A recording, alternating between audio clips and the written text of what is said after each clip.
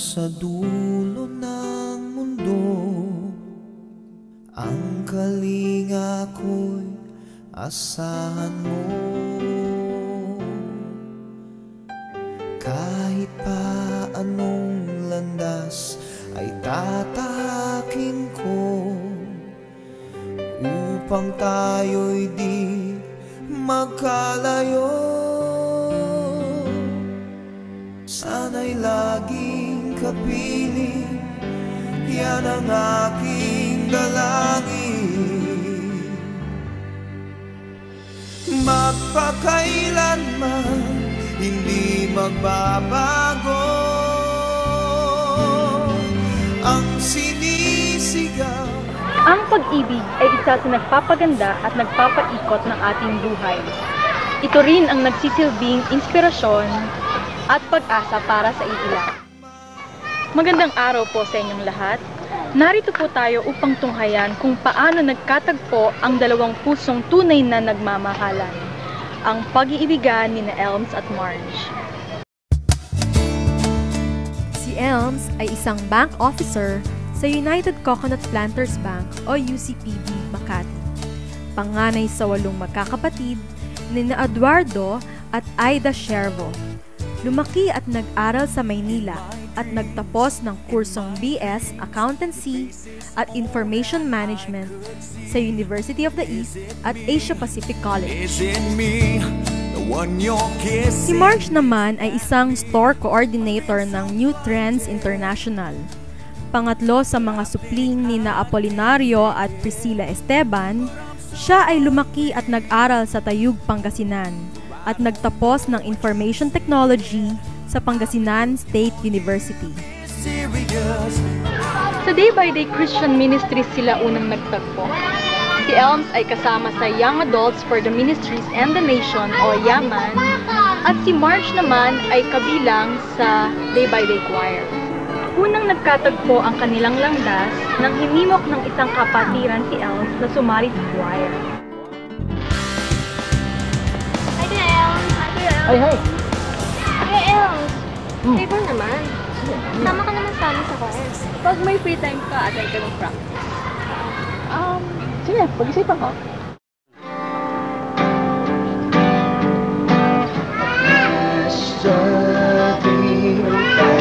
Hello!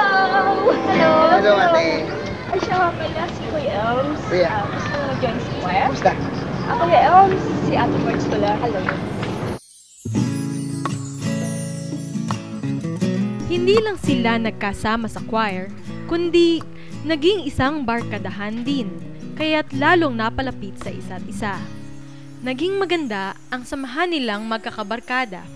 Kasama dito ang pagpapalitan ng mga kwento at maging mga sekreto ng kani-kanilang buhay.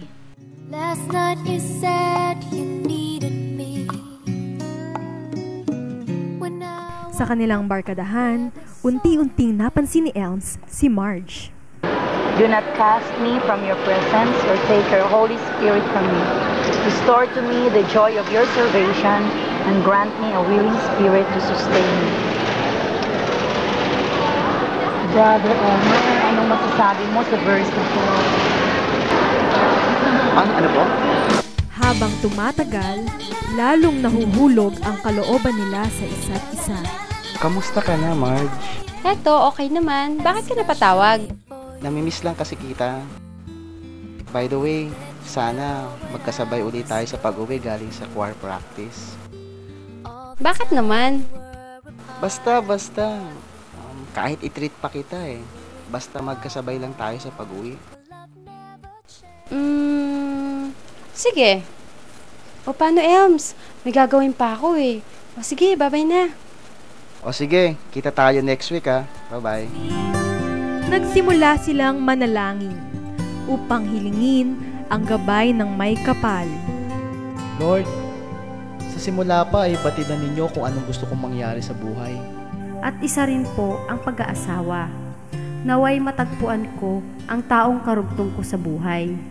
Batid ko na kayo ang mas nakakaalam ng nararapat para sa akin. Panginoon, sana makilala ko na yung inilaan nyo para sa akin. Yung bang makakatuwang ko po sa hirap at ginhawa. Isang taong mamahalin ako, 10 ng aking mga kahinaan.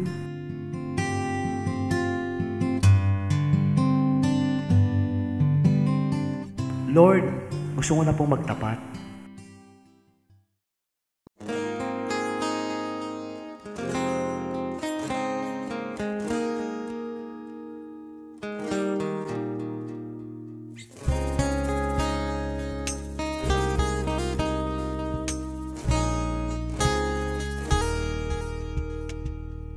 Sa wari ko'y lumipas ng kadiliman ng araw. Marge, sandali nga pa lang. Baka pwede ka naman ma-invite for dinner. Sure, why not?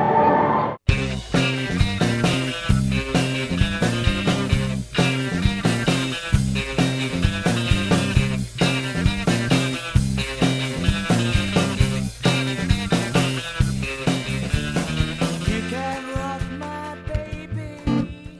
Especially for you. Ate, saan ba to? Ay, Marge, sa sukat yan. Maganda yung place na yan.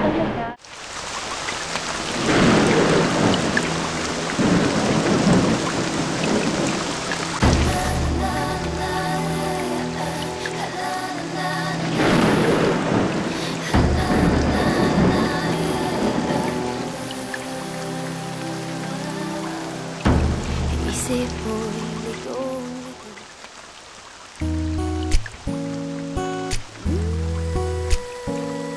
Marge, ibang level na yan ah. Talagang serious na yan.